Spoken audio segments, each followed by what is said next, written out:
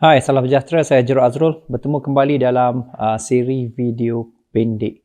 Dan kali ini saya nak fokuskan kepada iaitu macam mana nak tentukan TP. Adakah kita nak TP dekat ataupun kita nak TP jauh? Adakah patut kita set break even terus ataupun kita nak terus tutup kan? Jadi ini satu-satu perkara yang selalu orang tanya kan. Kadang-kadang saya nak hold, tiba-tiba dia patah balik. Kadang-kadang saya dah tutup, dia pergi jauh. Macam mana nak tentukan? Okey. So, dalam video ni, saya akan fokuskan kepada beberapa konsep asas macam mana nak tentukan iaitu arah TP. Okay, yang pertama ialah mesti faham macam mana untuk menentukan trend. Ini satu perkara yang paling asas iaitu macam mana cara untuk tentukan trend. Jadi, trend ni suka saya sebut ataupun suka saya terangkan ulang dan ulang iaitu fokus kepada konsep dinamakan sebagai candlestick trend. Okay, dan juga iaitu dikenali sebagai candlestick continuation. Okay, candlestick continuation. So, ini adalah dua perkara yang sangat penting untuk kita tekankan. Bermaksud ialah berdasarkan trend mesti ada ni. So, candlestick trend ni kalau kita merujuk kepada ialah penggunaan asas kita, saya bagi contoh, ini ialah Bollinger Band. Okay, saya bagi Bollinger Band. Okay, dan ini ialah moving average. Saya boleh ambil moving average purple di sini, di atas ni. Dan saya akan mungkin ambil lagi satu ialah moving average pink di sini. Okay, dan kita dapati, let's say saya ambil contoh yang agak strong di sini, maksudnya besar. Jadi katalah ini satu candlestick yang ada close price di atas ini, candlestick bull. So inilah close price. Okey, jadi ini bermaksud adalah ini adalah trend. Ini adalah trend. Jadi kena ingat, okey. Jadi point saya kalau kita lihat dalam pembelajaran kita, satu ialah kita fokuskan kepada MA SNR. So kedua ni ialah MA SNR Jadi yang ni kedua ni adalah iaitu MA SNR.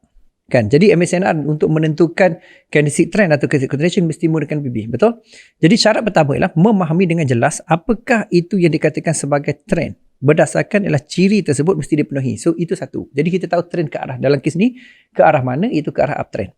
Okey, yang kedua antara perkara yang saya nak you tekankan ataupun you highlight iaitu you mesti tentukan itu. Yang ni paling penting juga sebenarnya. Yang menentukan pergi tak pergi ialah volume. Volume volatility. Macam mana nak tentukan volume volatility? Benda ni sering saya tekankan dalam asas iaitu Bollinger Band. Mesti gunakan Bollinger Band. Bollinger Band ni kalau kita nak TP jauh, pastikan iaitu Bollinger Band tu sendiri kena buka. Maksudnya kalau contoh macam ni, dia kena buka macam tu. Dia kena buka macam ni. Jadi sekiranya ada candlestick tersebut di bahagian sini, let's say di bahagian sini, sini ataupun dia sudah berada sini, ini kita boleh pergi kepada take profit yang lebih jauh. Tapi syarat dia BB kena buka, BB break. Balik kepada asas BB break. Ini baru kita boleh buat. Kalau maksudnya, kalau Bollinger Band tersebut ialah berada dalam keadaan yang saya bagi contoh macam ni, agak sedikit flat macam ni, ini jangan berangan nak tipi jauh lah. Pasalnya ialah dia flat. Jadi flat ni juga bermaksud iaitu dikenali sebagai sideway. Jadi sideway. Jadi secara tak langsung, kalau kita ambil candlestick tadi, yang saya ambil katalah sini melepasi dan juga dia melepasi kedua purple. Okay, kedua purple. Dan juga kedua pink. Okey, sekejap. Sorry, saya terlebih tadi. Okey, saya ambil ke sini dan saya masukkan pink. Ini dia tak pergi mana. Maksudnya TP tu hanya TP di MA terdekat. TP di MA SNR terdekat ataupun TP di Bollinger Band terdekat. Kan? Jadi maksudnya lah luar BB ataupun middle band. Point saya ialah supaya you faham dari segi strategi ni. Faham tak? Jadi kalau kita kata, ini asas tau. Tuan-tuan, adik-adik, kakak-kakak, abang-abang. Trend satu hal, volatility tu kena tentukan. Jadi kita boleh tentukan adakah kita nak TP dekat. Kalau Bollinger Band tu buka, dia tak payah TP dekat, dia boleh pergi jauh. Selagi Bollinger Band tu buka, balik kepada basic Bollinger Band. Boleh?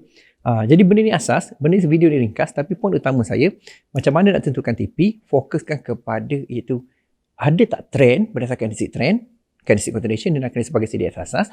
Satu lagi Bollinger Band tu, dia buka ke atau dia flat. Kalau dia buka boleh TP jauh, kalau dia flat, TP dekat je. Itu paling asas untuk memahami konsep di antara trend dan juga volume. Okey, kalau ada komen ataupun kalau ada apa benda yang nak belajar lagi, tolong tulis di bawah ni. Please klik like kan pada kita punya video ni dan please subscribe juga pada YouTube channel Road TTT dan juga klik lonceng. Jumpa lagi dan salam hormat. Pastikan tulis kat bawah apa yang nak belajar. Saya akan buat video seterusnya berdasarkan apa yang you nak. Jumpa lagi dan salam hormat.